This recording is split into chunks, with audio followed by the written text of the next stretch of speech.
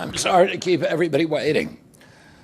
16 months ago, in April of 2023, I launched my campaign for President of the United States. I began this journey as a Democrat, the party of my father, my uncle, the party which I pledged my own allegiance to long before I was old enough to vote. I attended my first Democratic convention at the age of 6 in 1960. And back then, the Democrats were the champions of the Constitution, of civil rights. The Democrats stood against authoritarianism, against censorship, against colonialism, imperialism, and unjust wars. We were the party of labor, of the working class. The Democrats were the party of government transparency and the champion of the environment. Our party was the bulwark against big money interests and corporate power. True to its name, it was the party of democracy. As you know, I left that party in October because it had departed so dramatically from the core values that I grew up with. It had become the party of war, censorship, corruption, big pharma, big tech, big ag, and big money. When it abandoned democracy by canceling the primary to conceal the cognitive decline of the sitting president, I left the party to run as an independent.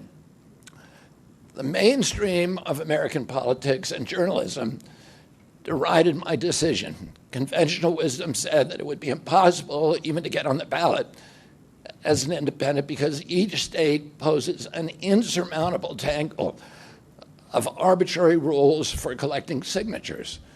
I would need over 1 million signatures, something no presidential candidate in history had ever achieved.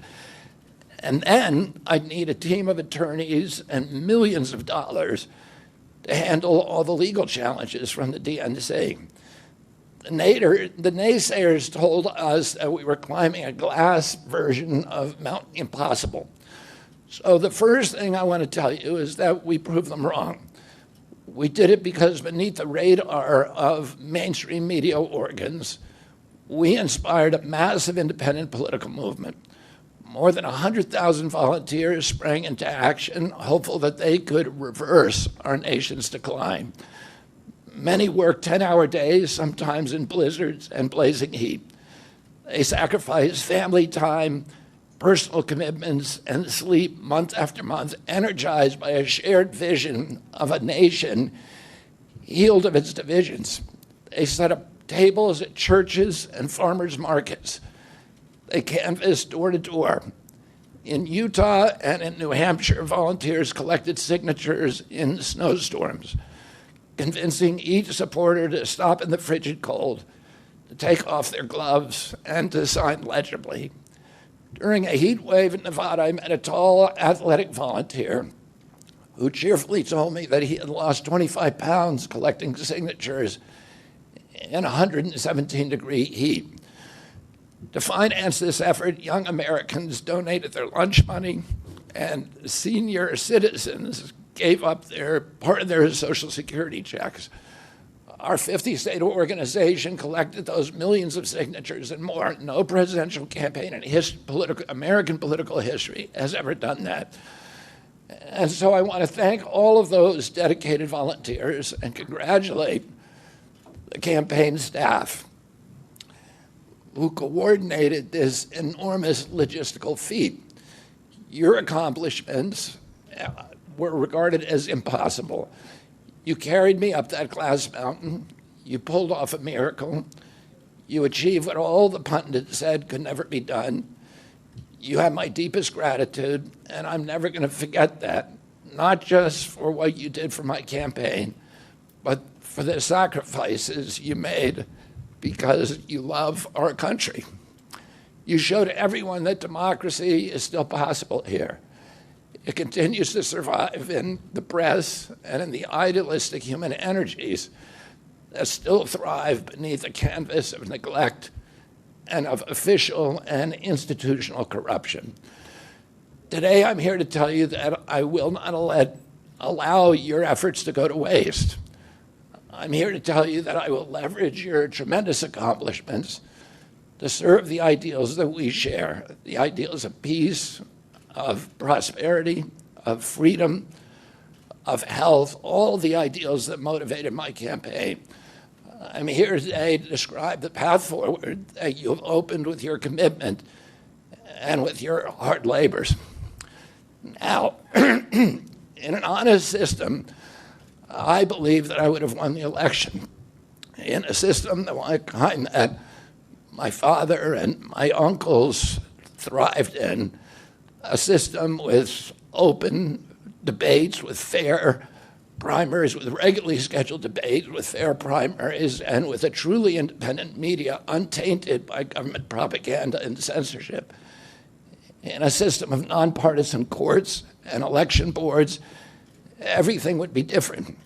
After all, the polls consistently showed me beating each of the other candidates, both in favorability and also in head-to-head matchups.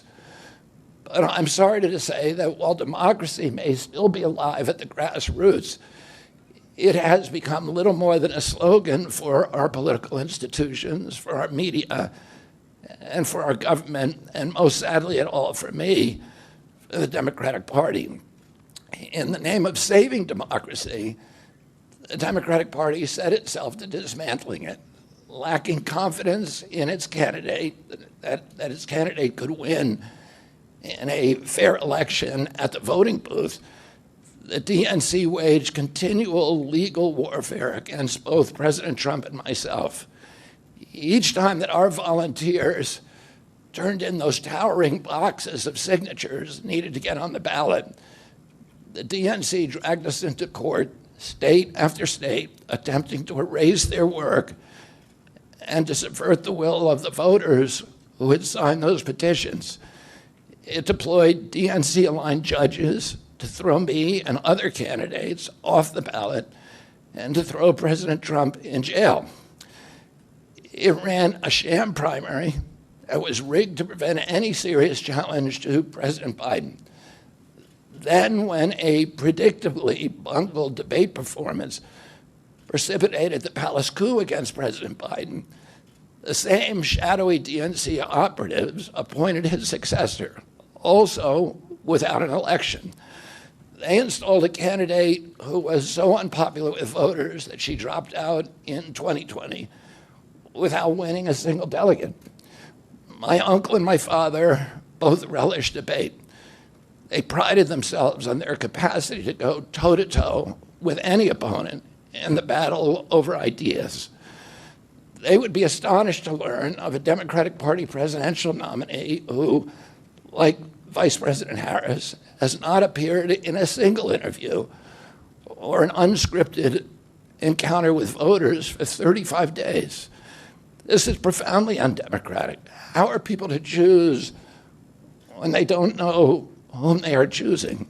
And how can this look to the rest of the world? My father and my uncle were always conscious of America's image abroad because of our nation's role as the template for democracy, the role model for democratic processes, and the leader of the free world. Instead of showing us her substance and character, the DNC and its media organs engineered a surge of popularity for Vice President Harris based upon, well, nothing. No policies, no interviews, no debates, only smoke and mirrors and balloons in a highly produced Chicago circus. There in Chicago, a string of Democratic speakers mentioned Donald Trump 147 times just on the first day. Oh, who needs a policy when you have Trump to hate? In contrast, at the RNC convention, President Biden was mentioned only twice in 4 days. I do interviews every day. Many of you have interviewed me. Anybody who asks gets to interview me. Some days I do as many as 10. President Trump, who actually was nominated and won an election, also does interviews daily. How did the Democratic Party choose a candidate that has never done an interview or debate during the entire election cycle. We know the answers. They did it by weaponizing the government agencies. They did it by abandoning democracy. They did it by suing the opposition and by disenfranchising American voters. What most alarms me isn't how the Democratic Party conducts its internal affairs or runs its candidates.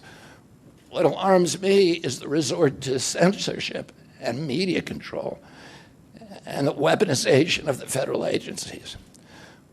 When a U.S. president colludes with or outright coerces media companies to censor political speech, it's an attack on our most sacred right of free expression, and that's the very right upon which all of our other constitutional rights rest.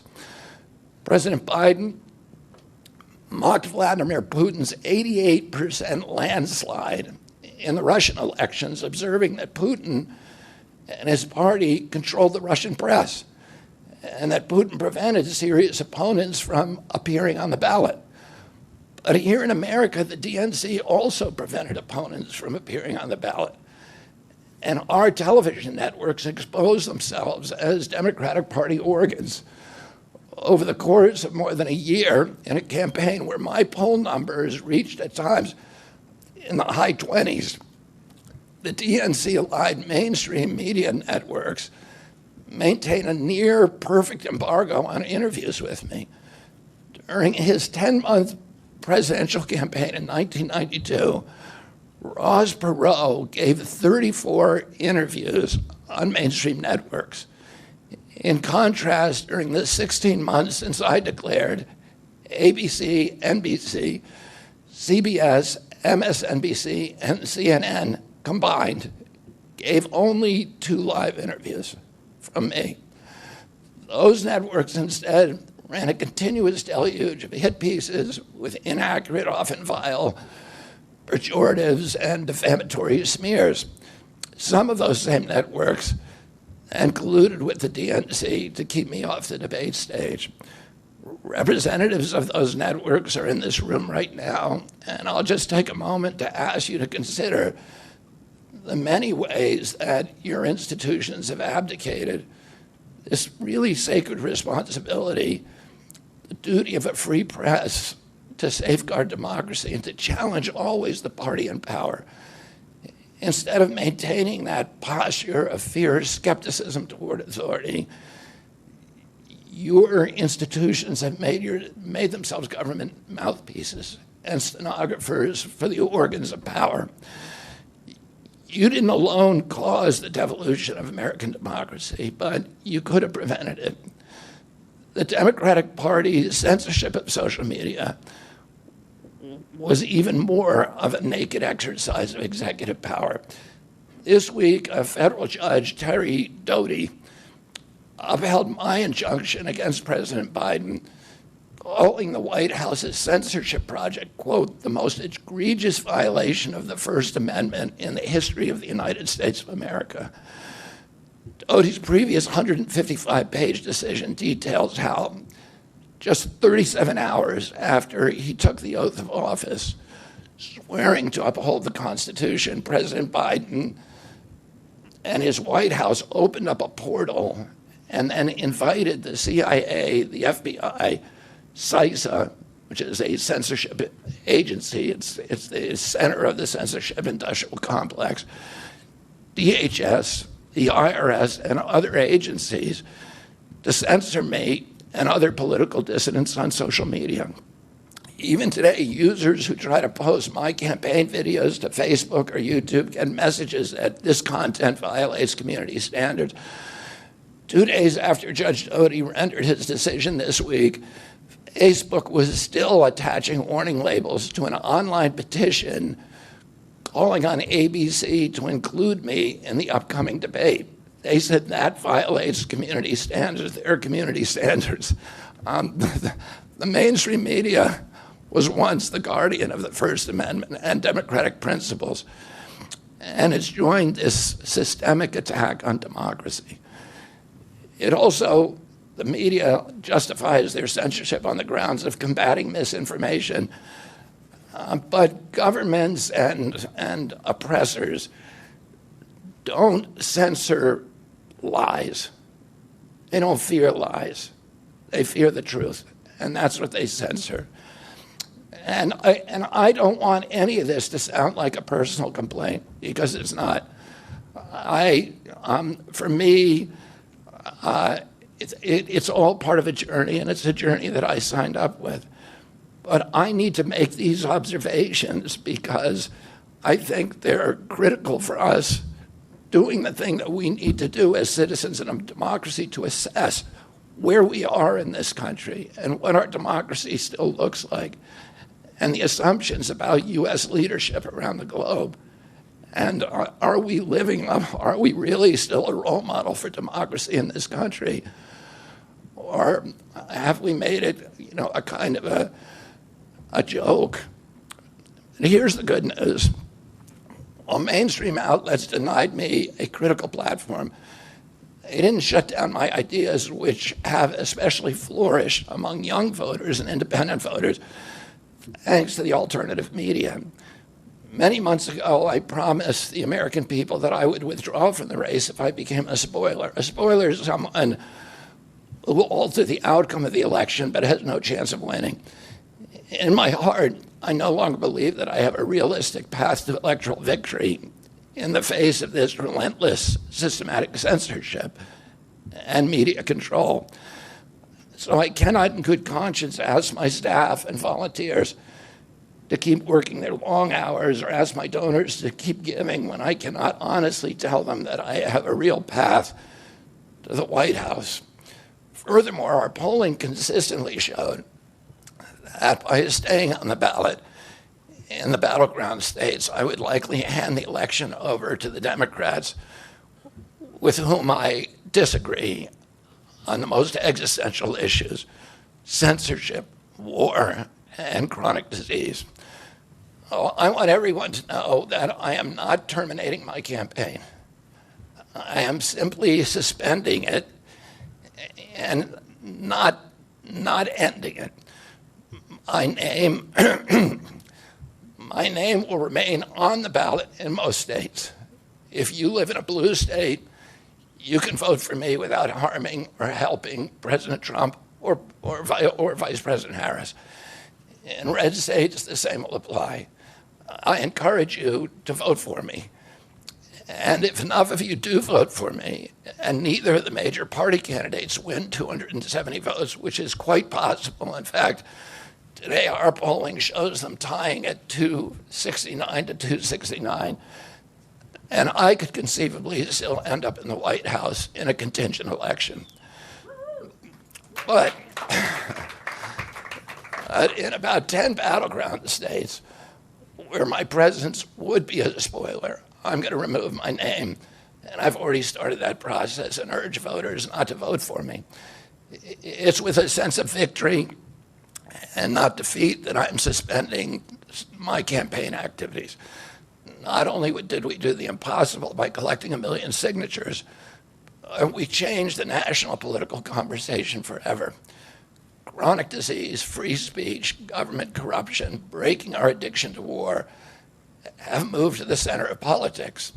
I can say to all who have worked so hard the last year and a half, thank you for a job well done. 3 great causes drove me to enter this race in the first place, primarily. And these are the principal causes that persuaded me to leave the Democratic Party and run as an independent. And now to throw my support to President Trump. The causes were free speech, the war in Ukraine, and the war on our children. I've already described some of my personal experiences and struggles with the government's censorship industrial complex. I want to say a word about the Ukraine war. The military industrial complex has provided us with a familiar comic book justification, like they do on every war, that this one is a noble effort to stop a supervillain, Vladimir Putin, from invading the Ukraine and then to thwart his Hitler-like march across Europe. In fact, tiny Ukraine is a proxy in a geopolitical struggle in initiated by the ambitions of the U.S. neocons for American global hegemony. I'm not excusing Putin for invading Ukraine. He had other options. But the war is Russia's predictable response to the reckless neocon project of extending NATO to encircle Russia, a hostile act. The credulous media rarely explain to Americans that we unilaterally walked away from 2 intermediate nuclear weapons treaties with Russia and then put nuclear-ready Aegis missile systems in Romania and Poland. This is a hostile act. And that the Biden White House repeatedly spurned Russia's offer to settle this war peacefully. The Ukraine war began in 2014 when U.S. agencies overthrew the democratically elected government of Ukraine and installed a hand-picked pro-Western government that launched a deadly civil war against ethnic Russians in Ukraine. In 2019, America walked away from a peace treaty, the Minsk Agreement, that had been negotiated between Russia and Ukraine by European nations. And then in April of 2022, we wanted the war. In April of 2022, President Biden sent Boris Johnson to Ukraine to force President Zelensky to tear up a peace agreement that he and the Russians had already signed, and the Russians were withdrawing troops Kiev and Donbass and Lugansk. And that peace agreement would have brought peace to the region and would have allowed Donbass and Lugansk to remain part of Ukraine. President Biden stated that month that his objective in the war was regime change in Russia. His Defense Secretary, Lloyd Austin, simultaneously explained that America's purpose in the war was to exhaust the Russian army, to degrade its capacity to fight anywhere else in the world. These objectives, of course, have nothing to do with what they were telling Americans about protecting Ukraine's sovereignty. Ukraine is a victim in this war, and it's a victim of the West. Since then, of Russia and both Russia and the West. Since then, we have, since tearing up that agreement, forcing Zelensky to tear up the agreement, we've squandered the flower of Ukrainian youth, as many as 600,000 Ukrainian kids and over 100,000 Russian kids, all of whom we should be mourning, have died, and the Ukraine's infrastructure is destroyed. The war has been a disaster for our country as well. We squandered nearly $200 billion already, and these are badly needed dollars in our communities, suffering communities all over our country. The Nord Stream pipeline sabotage and the sanctions have destroyed Europe's industrial base, which formed the bulwark of U.S. national security. A strong Germany with a strong industry is a much, much stronger deterrent to Russia, and a Germany that is deindustrialized and turned into just an extension of U.S. military base. We've pushed Russia into a disastrous alliance with China and Iran. We're closer to the brink of nuclear exchange than at any time since 1962. And the neocons in the White House don't seem to care at all.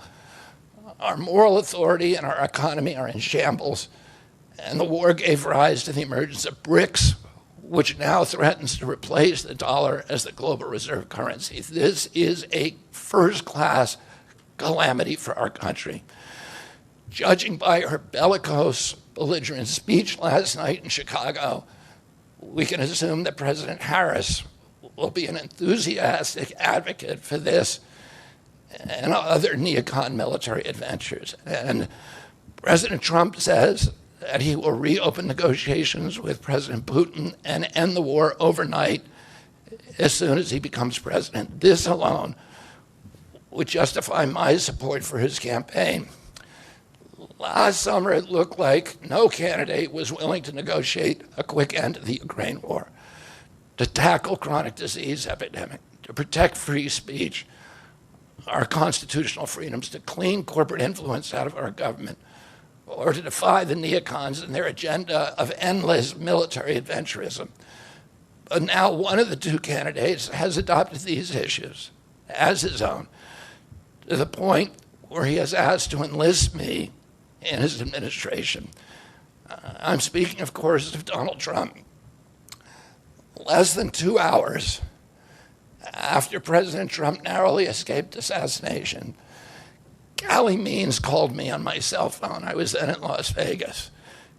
Callie is arguably the leading advocate for food safety, for soil regeneration, and for ending the chronic disease epidemic that is destroying America's health and ruining our economy. Callie has exposed the insidious corruption at the FDA, the NIH, the HHS, and the USDA that has caused the epidemic. Callie had been working on and off for my campaign, advising me on those subjects since the beginning. And those subjects have been my primary focus for the last 20 years. I was delighted when Callie told me that day that he had also been advising President Trump. He told me President Trump was anxious to talk to me about chronic disease and other subjects, and to explore avenues of cooperation. He asked if I would take a call from the president. President Trump telephoned me a few minutes later, and I met with him the following day. A few weeks later, I met again with President Trump and his family members and closest advisors in Florida. In a series of long, intense discussions, I was surprised to discover that we are aligned on many key issues. In those meetings, he suggested that we join forces as a unity party. We talked about Abraham Lincoln's team of rivals. That arrangement would allow us to disagree publicly and privately, and fiercely, if need be, on issues over which we differ, while working together on the existential issues upon which we are in concordance. I was a ferocious critic of many of the policies during his first administration, and there are still issues and approaches upon which we continue to have very serious differences. But we are aligned with each other on other key issues, like ending the forever wars, ending the childhood disease epidemic, securing the border, protecting freedom of speech, unraveling the corporate capture of our regulatory agencies, getting the U.S. intelligence agencies out of the business of propagandizing and censoring and surveilling Americans and interfering with our elections. Following my first discussion with President Trump, I tried unsuccessfully to open similar discussions with Vice President Harris. Vice President Harris declined to meet or even to speak with me. Suspending my candidacy is a heart-rending decision for me, but I'm convinced that it's the best hope for ending the Ukraine war and ending the chronic disease epidemic that is eroding our nation's vitality from the inside, and for finally protecting free speech. I feel a moral obligation to use this opportunity to save millions of American children above all things. In case some of you don't realize how dire the condition is of our children's health and chronic disease in general, I would urge you to view Dr. Carlson's recent interview with Callie Means and his sister, Dr. Casey Means, who is the top graduate of her class at Stanford Medical School. This is an issue that affects all of us far more directly and urgently than any culture war issue and all the other issues that we obsess on and that are tearing apart our country. This is the most important issue. Therefore, it has the potential to bring us together. So let me share a little bit about why I believe it's so urgent.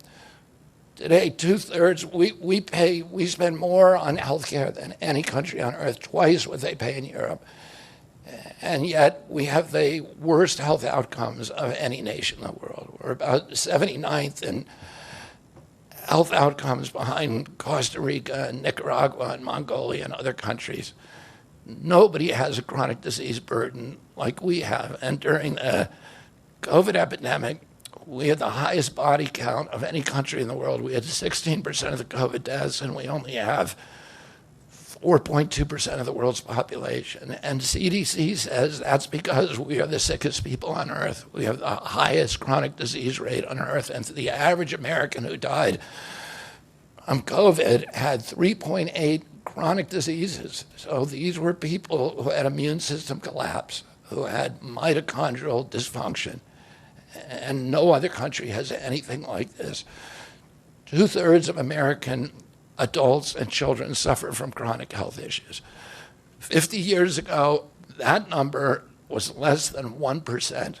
So we've gone from 1% to 66%.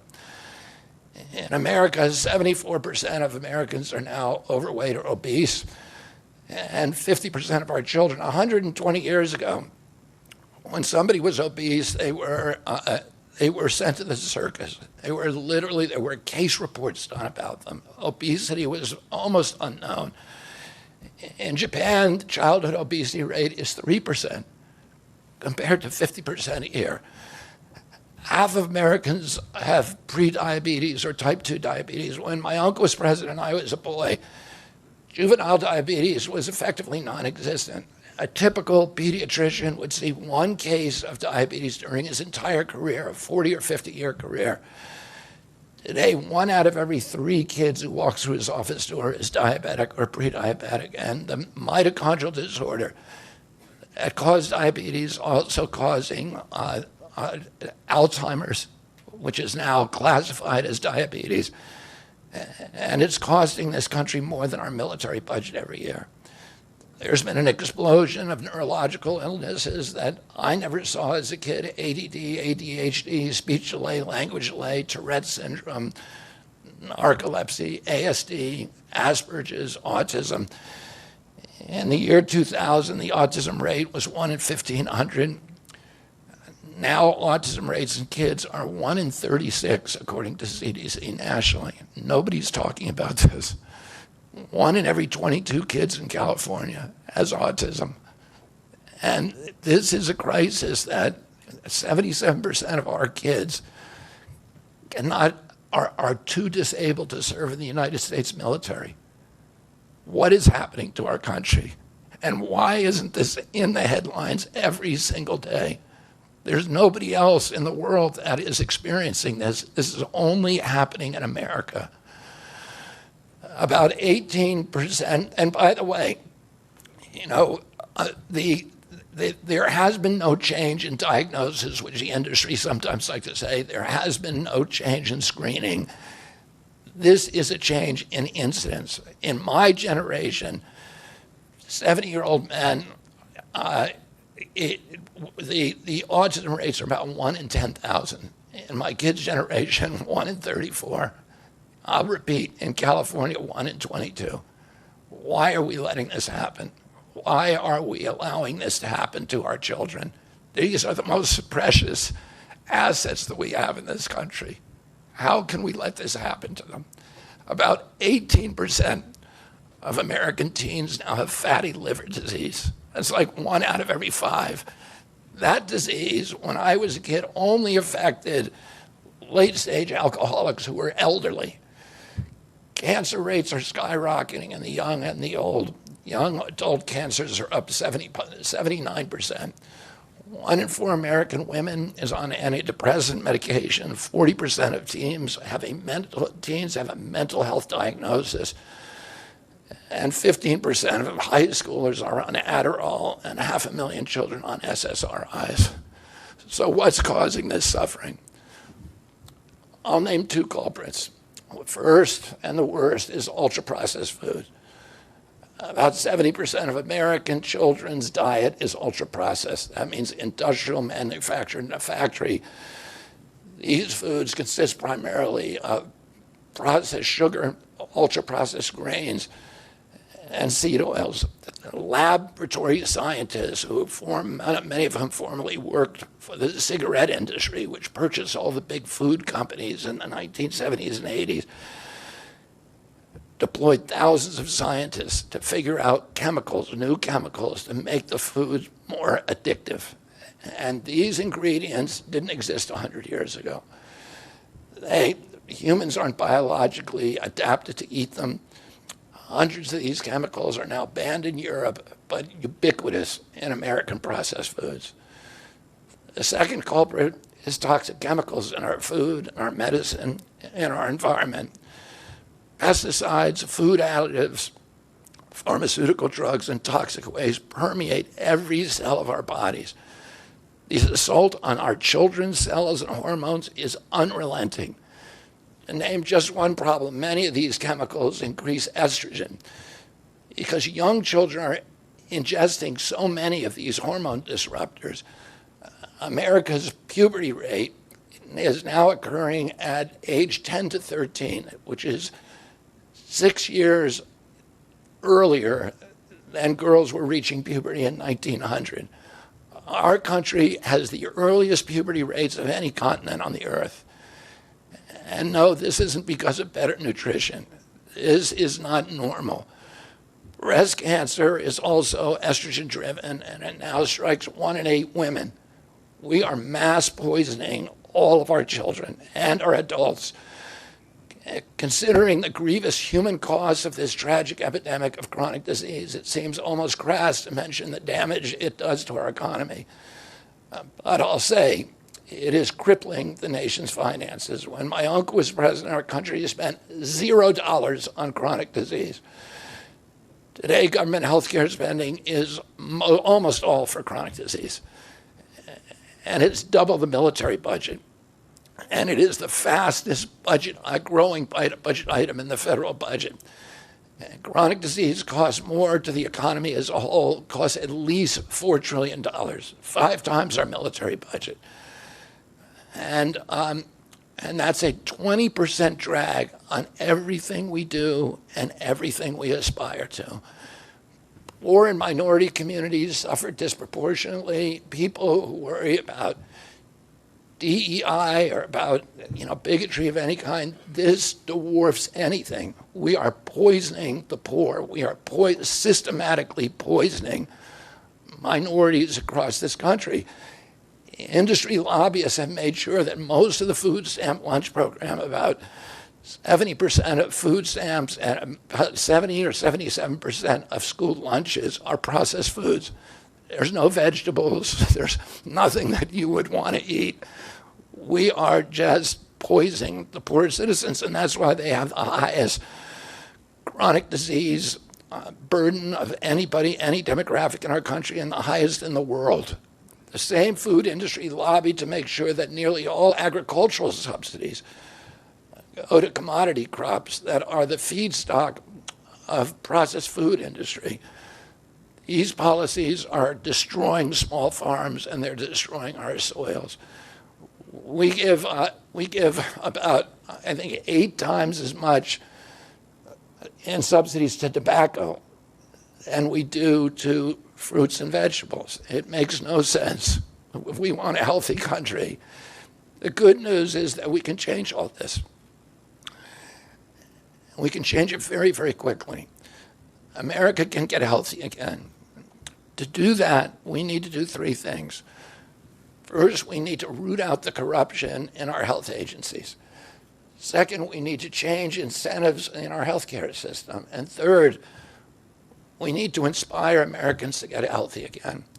80% of NIH grants go to people who have conflicts of interest. These are the people, virtually everybody who sits, Joe Biden just appointed a new panel to NIH to decide the food recommendations. And they're all people who are from the industry. They're all people who are from the processed food companies.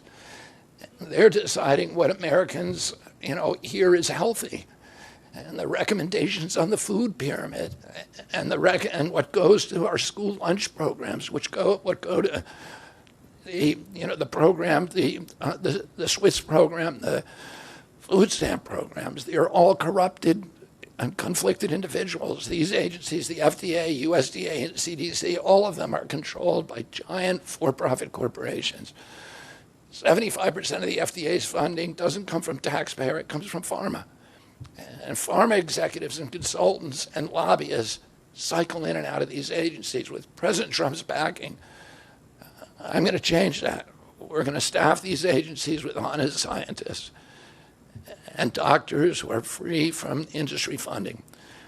We're going to make sure the decisions of consumers, doctors, and patients are informed by unbiased science. A sick child is the best thing for the pharmaceutical industry. When American children or adults get sick with a chronic condition, they're put on medication for their entire life. Imagine what will happen when Medicare starts paying for Ozempic, which costs $1,500 a month, and it's being recommended for children as young as 6, all for a condition, obesity, that is completely preventable and barely even existed 100 years ago. And 74% of Americans are obese. The cost, if all of them took their Ozempic prescription, is $3 trillion a year.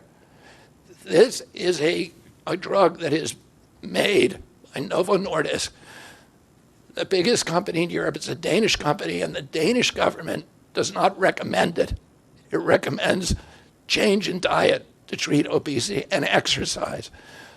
And in our country, the recommendation now is for Ozempic to children at age 6. Novo Nordisk, the biggest company in Europe, and virtually its entire value is based upon its projections of what it's going to sell, of the Ozempic it's going to sell to America. And we have the food lobbyists have a bill in front of Congress today that is backed by the White House, backed by Vice President Harris and President Biden, to allow this to happen. This $3 trillion cost that is going to bankrupt our country. For a fraction of that amount, we could buy organic food for every American family, 3 meals a day, and eliminate diabetes altogether. We're going to bring healthy food back to school lunches. We're going to stop subsidizing the worst foods with our agricultural subsidies. We're going to get toxic chemicals out of our food. We're going to reform the entire food system. And for that, we need new leadership in Washington. Because unfortunately, both the Democrats and the Republican parties are in cahoots with the big food producers, Big Pharma and Big Ag, which are among the DNC's major donors. Vice President Harris has expressed no interest in addressing this issue. 4 more years of Democratic rule will complete the consolidation of corporate and neocon power, and our children will be the ones who suffer most. I got involved with chronic disease 20 years ago, not because I chose to or wanted to. It was essentially thrust upon me. It was an issue that should have been central to the environmental movement. I was a central leader at that time, but it was widely ignored by all the institutions, including the NGOs, who should have been protecting our kids against toxins. It was an orphaned issue, and I had a weakness for orphans. I watched generations of children get sicker and sicker. I had 11 siblings, and I had 7 kids myself. I was conscious of what was happening in their classrooms and to their friends, and I watched these sick kids, these damaged kids. In that generation, almost all of them are damaged. And nobody in power seemed to care or to even notice. For 19 years, I prayed every morning that God would put me in a position to end this calamity. The chronic disease crisis was one of the primary reasons for my running for president, along with ending censorship in the Ukraine war.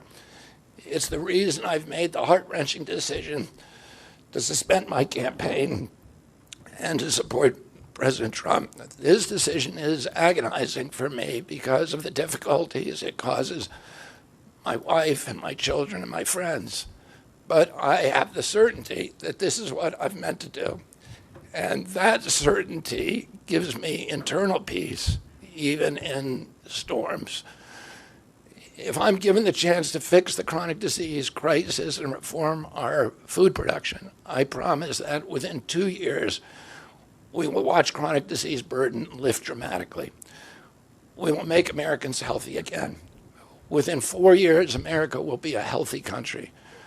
We will be stronger, more resilient, more optimistic, and happier. I won't fail in doing this. Ultimately, the future, however it happens, is in God's hands.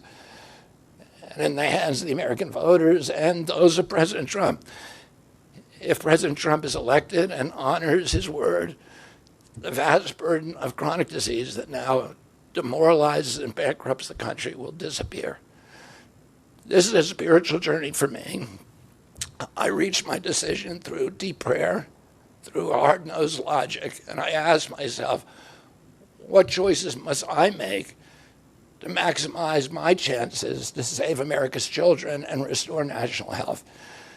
I felt that if I refused this opportunity, I would not be able to look myself in the mirror, knowing that I could have saved lives of countless children and reversed this country's chronic disease epidemic. I'm 70 years old. I may have a decade to be effective. I can't imagine that President Harris would allow me or anyone to solve these dire problems. After 8 years of President Harris, any opportunity for me to fix the problem will be out of my reach forever. President Trump has told me that he wants this to be his legacy. I'm choosing to believe that this time he will follow through. His son, his biggest donors, his closest friends, and all support this objective. My joining the Trump campaign will be a difficult sacrifice for my wife and children, but worthwhile if there's even a small chance of saving these kids. Ultimately, the only thing that will save our country and our children is if we choose to love our kids more than we hate each other. That's why I launched my campaign to unify America. My dad and uncle made such an enduring mark on the character of our nation, not so much because of any particular policies that they promoted, but because they were able to inspire profound love for our country and to fortify our sense of ourselves as a national community held together by ideals.